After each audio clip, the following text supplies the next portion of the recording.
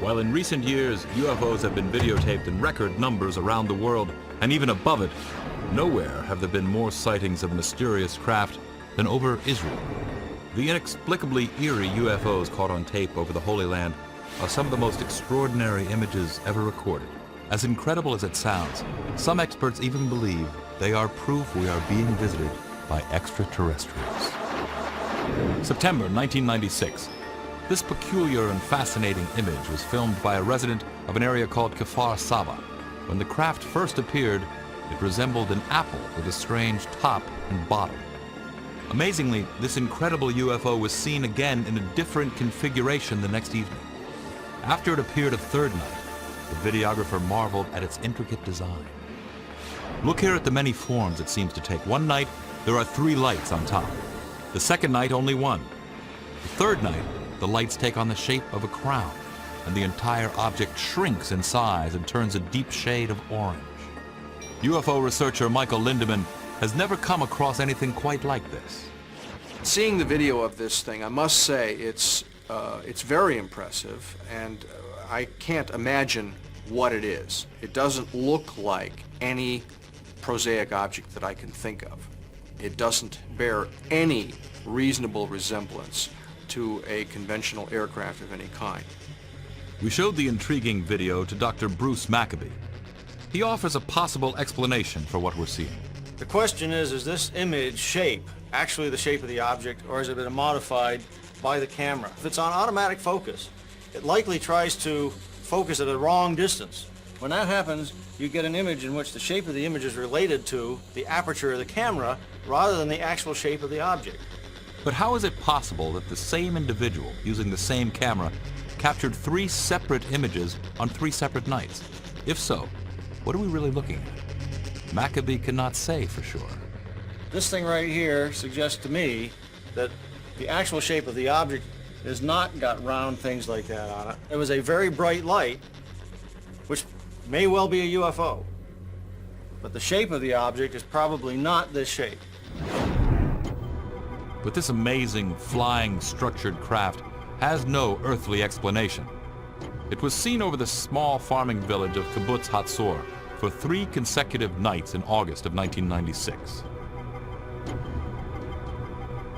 This video, shot by a young resident of the kibbutz, shows a bizarre-looking, partially lit craft with strange red markings and rectangular shapes. When the camera zooms in, we see what appears to be a light on the craft's left side take on amazing structure. The structure, some say, resembles a huge flying building with hallways. 17-year-old Amiche Shoah was stunned to be awakened by the strange, bright object in the night sky. He watched in amazement as it hovered above for hours. He waited for its return the next night, video camera in hand. By the third night, word of the strange craft had spread, and some 60 members of the kibbutz came out to see it in all its glorious color. This time, Amiche's batteries failed, but he managed to film the odd craft again using a neighbor's camera. Look what he managed to capture on tape. The structure is so massive that the illuminated portion is said to represent only 5 to 7% of its actual size. Is this the design of some otherworldly architect? As incredible as it sounds, some UFO researchers claim it could be housing alien inhabitants, giant aliens as described in the Bible.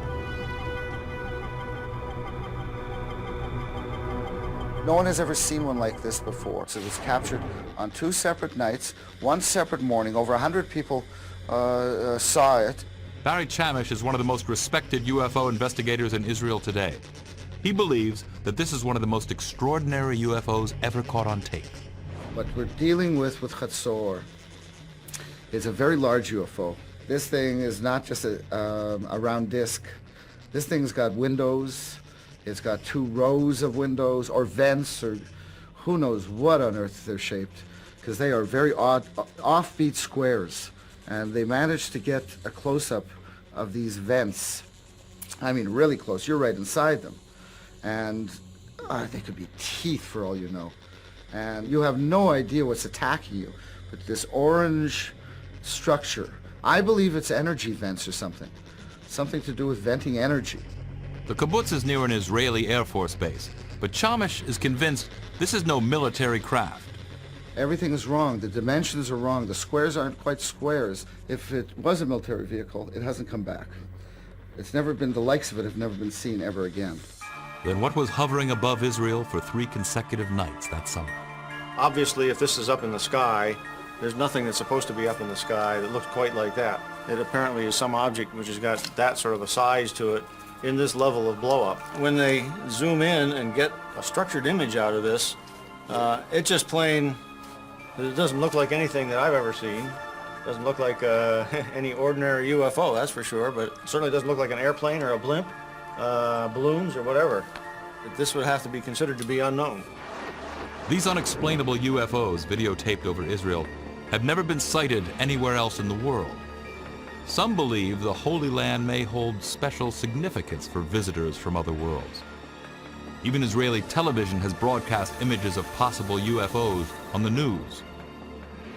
However, according to Chamish, the Israeli military has secretly viewed UFOs as a possible threat.